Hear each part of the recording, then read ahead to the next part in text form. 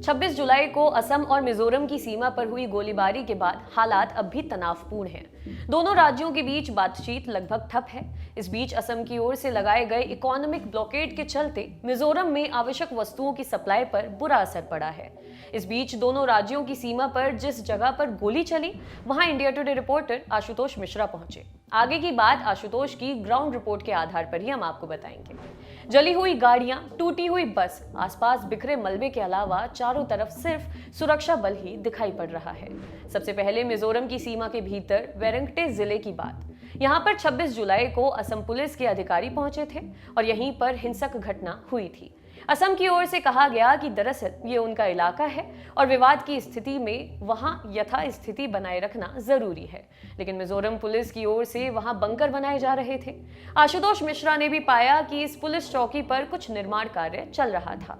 मामले को लेकर मिजोरम की तरफ से वेरिंगटे जिले के पुलिस अधीक्षक का कहना है कि उस दिन असम पुलिस एम्बुलेंस, हथियार और 200 लोगों को लेकर पोस्ट पर पहुंची और उसे खाली करने को कहा। उनका यह भी कहना है कि पहली गोली असम पुलिस की ओर से ही चलाई गई थी, जिसके जवाब में मिजोरम पुलिस ने फायर किया था। मिजोरम का दावा यह भी है कि सबसे पहले Assam police light machine gun लेकर आई थी और उसे मिजोरम की सीमा के भीतर इंस्टॉल किया और पहली गोली चलाई, और फिर इसी के जवाब में मिजोरम की तरफ से ऊंची पहाड़ियों से लाइट मशीन गन से फायर किए गए।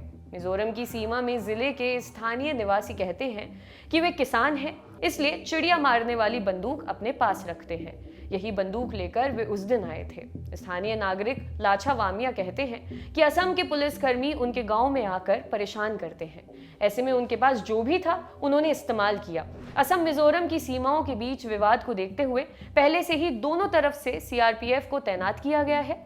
दोनों राज्यों के बीच एक बफर जोन है। बावजूद इसके राज्यों की सीमा पर यह हादसा हुआ। दो देशों के बीच ऐसे बफर जोन को नो मैंस लैंड कहते हैं, लेकिन एक ही देश के भीतर दो राज्यों के बीच ऐसा बफर जोन अपने आप में अभूतपूर्व है। असम का आखिरी जिला है लैलापुर के।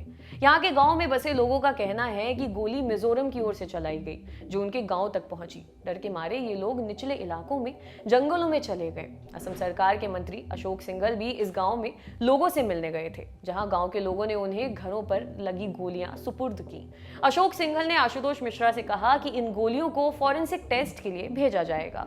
लैलापुर गांव की पहाड़ियों में रहने वाले प्यारुद्दीन ने बताया कि गोलीबारी के बाद उनके यहाँ गांव के कई लोग अपना सामान लेकर दूर सुरक्षित इलाकों में चले गए हैं और वे खुद भी अपने घर का सामान लेकर यहाँ से जा चुके हैं। गांव के दूसरे लोग भी इस घटना से नाराज हैं और दहशत में भी हैं। इसी गांव के रहने वाले मनिंदर मिस्त्री हैं, जो कहते हैं अब उस पार जाने का मन नहीं करेगा, क्योंकि उन्होंने हमारे लोगों पर गोली चलाई है।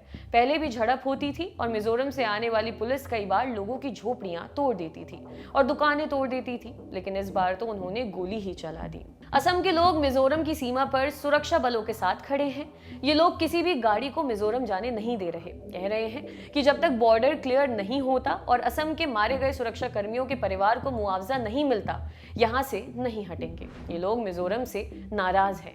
इस बीच असम की ओर से मिजोरम पर अघोषित इकोनॉमिक ब्लॉकेड लगा दिया गया है। मिजोरम के मुख्य सचिव का कहना है कि इस मामले को लेकर उन्होंने केंद्र सरकार को जानकारी दी है और वे जवाब के इंतजार में हैं। लेकिन इसका असर मिजोरम के अंदरूनी इलाकों में दिखने लगा है, जहां पेट्रोल, डीजल जैसे आवश्यक वस्तुओं की कमी के चलते राशनिंग व्यवस्था शुरू हो गई है। मिजोरम के कोलासिब जिले की एसडीएम मेजर ने बताया 26 जुलाई के बाद से असम की ओर से ब्लॉकेड लगाया गया है, जिसके बाद हमें आवश्यक वस्तुओं की दिक्कत हो रही है।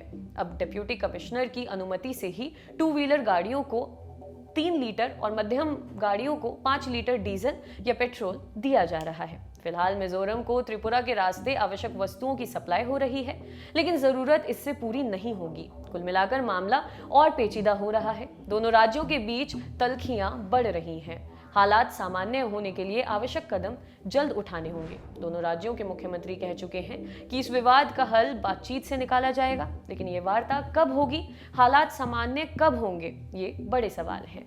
आपके लिए खबर लिखी थी हमारे साथी अभिषेक ने। देखते रहिए दी लल्लन टॉप। शुक्रिया।